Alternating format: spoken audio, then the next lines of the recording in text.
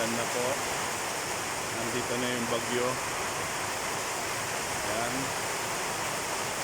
Natrap ako dito sa Casa de Momoy. Kasang ulan. Grabe. So, kanina okay pa yung panahon.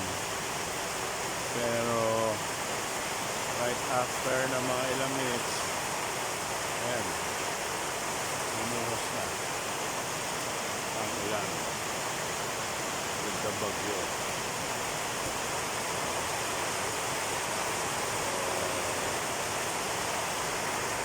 Ayun talaga, panahon na ng tag-ulan. Ako'y nag-trap.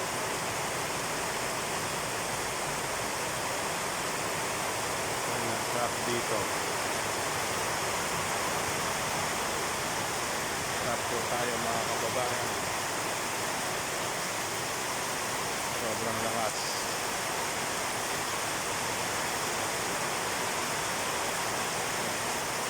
Signal number 1 po dito ngayon.